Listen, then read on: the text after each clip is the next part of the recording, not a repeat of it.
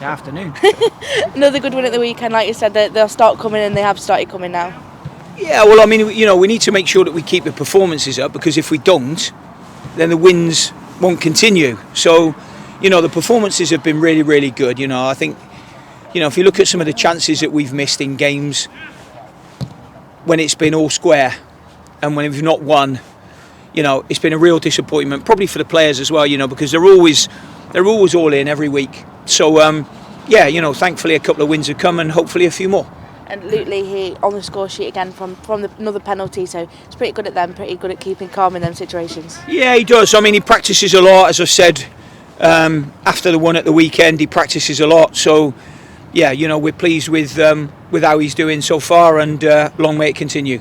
Just tell me about him. Obviously, it's half a season now he's been captain, so just the influence he's had and how he is around the place.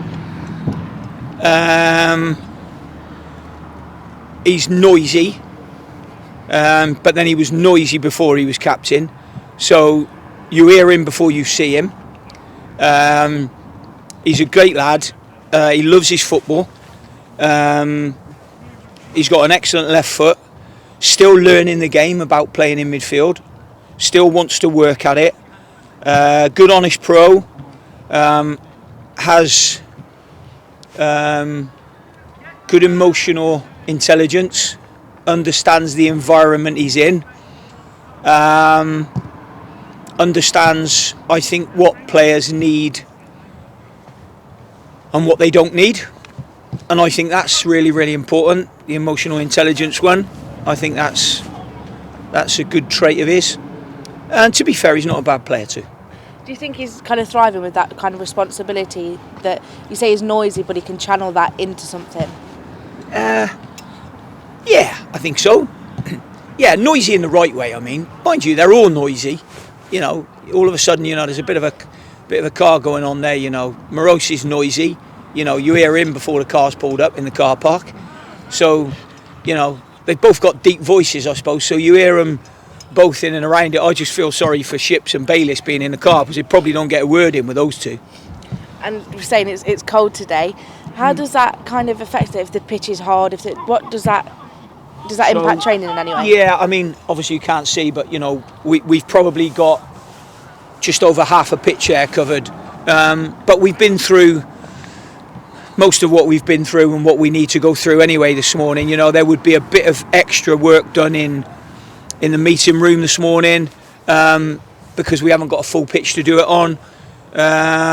So yeah, I would say probably a little bit more work indoors, but then we've done a fair chunk of the work out here this morning anyway, and we've got tomorrow to finish off a few bits and bobs. So whilst it's not ideal, we can get away with half a pitch. It isn't ideal, but then the weather pays no attention to criticism.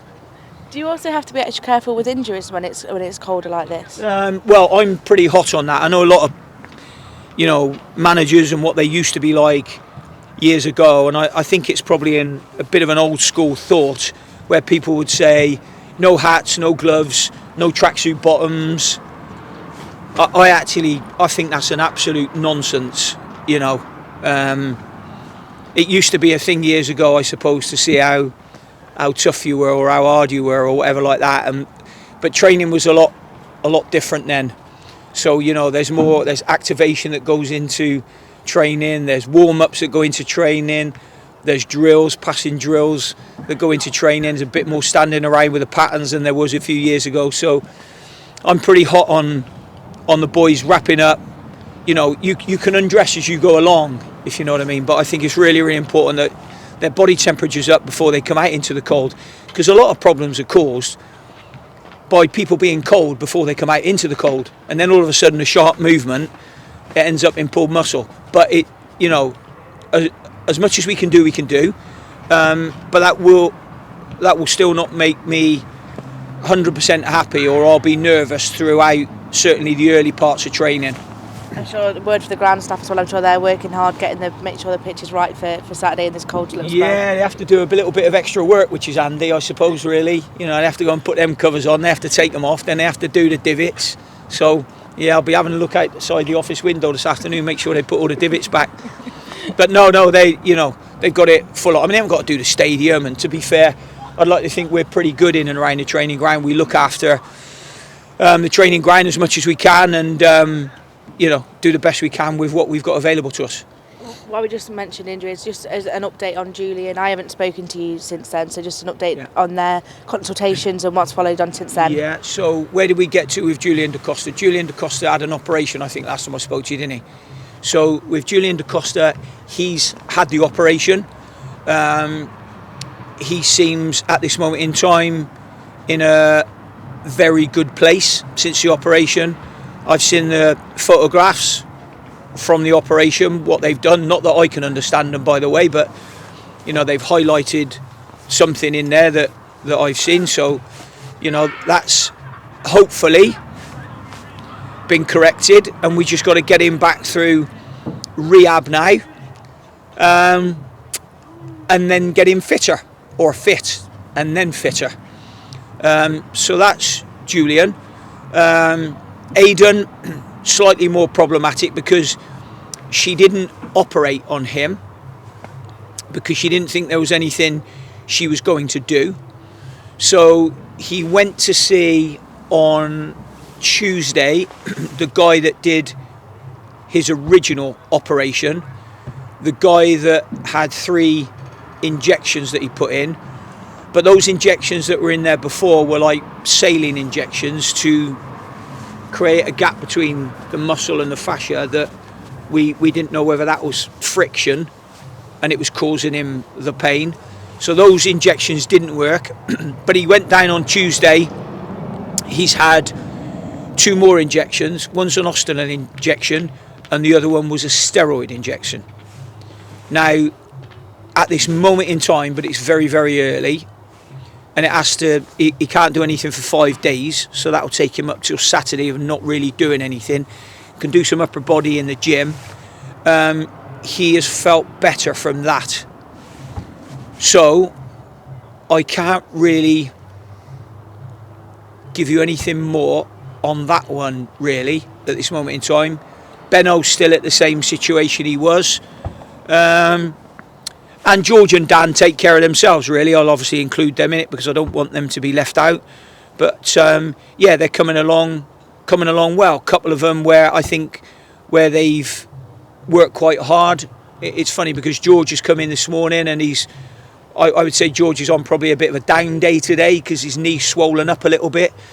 But I think if we go back a month, Dan Udo would have been in exactly the same situation. So I think where George is trying to get back to normal life, and by normal life I mean walking out and about, up and down stairs, taking his dog for a walk, then his knee is swollen up a little bit this morning, but that's going to happen to them because their knee's not ready for it, and the swelling is only a little bit of protection. So maybe he's done too much walking over the last couple of days and it's swollen up a bit, but the guys, the physios and that, and the sports scientists will be working on that, and sports therapists, I should say, will be working on that, and I'm sure that'll be fine in the next 48 hours. Yeah, I guess for those, it's not a linear, this is what's going to happen at this date. It's kind of you've been there, you've just got to go with it every day. That's what I've said to them. I said to them before they even got to this stage, you don't go on that progression. You just don't do that.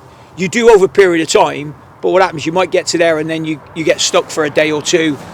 It might be a week or two, but really when you look at it, when you think of it being a 12-month injury recovery period, to think they're not going to get a bump in the road, but when you're the actual person and you get the bump in the road, I had a bit of a chat with George this morning because it's been plain sailing for George so far, but I had a chat with George like I had a chat with Dan, I don't know, maybe a month, 6 weeks ago, where he was all of a sudden, thinking, well, hang on a minute, it hurts a little bit when I do it. And it's basically fluid, that gets back in there. So we don't have any great worries with those 2 guys at the moment. They're coming along nicely.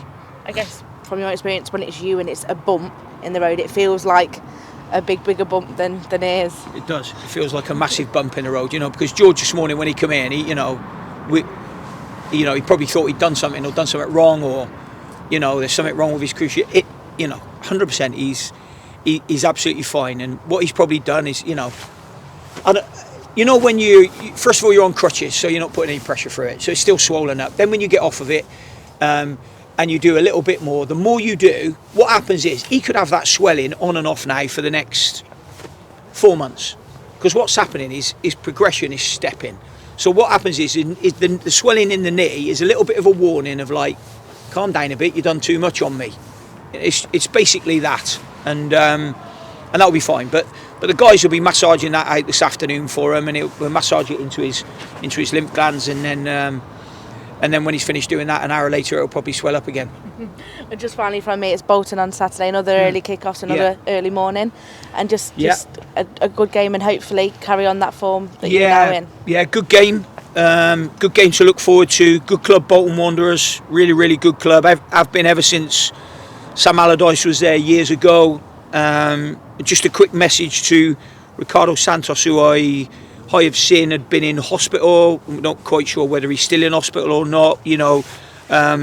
It sort of reminded me a little bit of my COVID scenario, a little bit of him and being shortness of breath and all of that business, and being on oxygen. So, our best wishes come from myself and everybody at our football club to him, and hope that he's well. In the meantime, we're looking forward to the game. Perfect, thank you. Okay.